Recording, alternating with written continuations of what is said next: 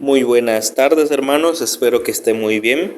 Si es el primer video que están sintonizando, pues les comento, este proyecto se llama Capital de Apologética Católica. Tiene como finalidad defender nuestra fe, profundizarla y saber qué responder a nuestros hermanos protestantes. Tendrá contenido relacionado a la Biblia, al Catecismo de la Iglesia Católica, y estaremos utilizando distintos materiales de apoyo. Los videos no durarán más de 5 minutos porque queremos dar una respuesta contundente, ágil. En 5 minutos tener respuestas claras. Bien, el día de hoy platicaremos sobre quién es Pedro. Nosotros sabemos que en el Antiguo Testamento Dios quiso que su pueblo tuviera un centro visible. Estamos hablando de Jerusalén, el monte Sión, y además el pueblo de Dios se había agrupado en torno a los reyes, hijos de David. Cuando Dios eligió a David, primer rey de Israel, le prometió que sus hijos, sus sucesores, estarían para siempre encabezando el reino de Dios. Esto lo podemos leer en la segunda de Samuel 7:16. Y esta promesa se verificó en Jesús. Podemos leer a continuación: Dios, el Señor, le hará rey como a su antepasado David, para que gobierne a Israel por siempre, y su gobierno nunca terminará. Lucas 1:32-33. Bien, Jesús eligió a Pedro para que sea siempre la base visible de su iglesia. Pero, pues, ¿qué pasó? Pedro murió. Entonces, la iglesia no terminaría en Pedro, esta iglesia visible. Los sucesores de Pedro, es decir, los papas, serán uno tras otro cabeza visible de la iglesia.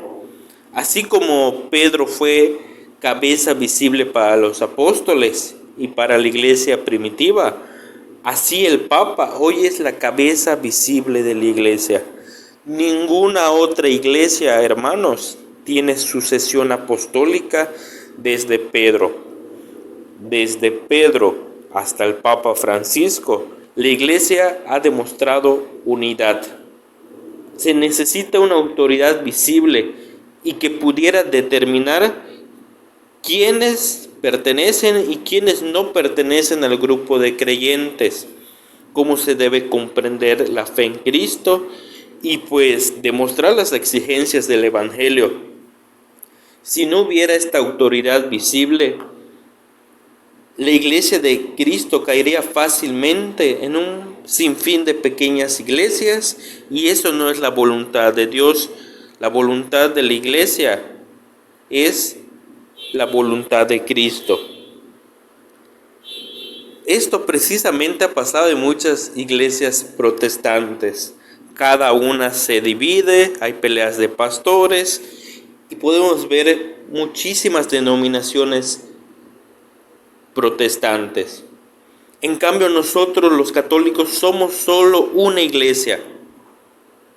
El Señor fundó una sola iglesia y pidió con fervor por la unidad de los creyentes. La oración de Jesús dice: Padre Santo, cuida con tu poder a los que me diste, para que estén completamente unidos como tú y yo. Juan 17:11. Además, Jesús promete a su iglesia estar para siempre con ellos. Yo estaré con ustedes todos los días hasta que el mundo termine. Mateo 28:20. Entonces aquí, hermanos, vemos este compromiso de Jesús para su iglesia verdadera. La iglesia de Jesús es la iglesia católica, esta iglesia que tiene sucesión y perdura a través de la historia. Nosotros, hermanos, debemos tener esta certeza, esta seguridad de que estamos en la iglesia correcta. Nuestra iglesia católica se distingue de las demás iglesias cristianas porque está fundada sobre los apóstoles de Jesús. Solamente nuestra iglesia durante 2000 años ha sido fiel y unida en torno a sus legítimos sucesores. Estamos hablando de los apóstoles. Mantener esta unidad y continuidad ha sido algo único, providencial, es decir, esta iglesia es fruto de Dios, porque si no hubiera sido fruto de Dios, pues no seguiría existiendo. A lo largo de los años, muchas personas la han intentado destruir y no han podido. Han ocurrido cismas, han ocurrido divisiones, guerras, pero la iglesia es siempre la misma, porque es iglesia de Jesús. Espero que les haya gustado este tema y esperemos profundizar en los siguientes sobre la misión de la iglesia, sobre el primado de Pedro, para que no haya duda, estamos en la iglesia correcta. Muchísimas gracias y te invitamos a ver los otros videos para profundizar sobre la religión verdadera.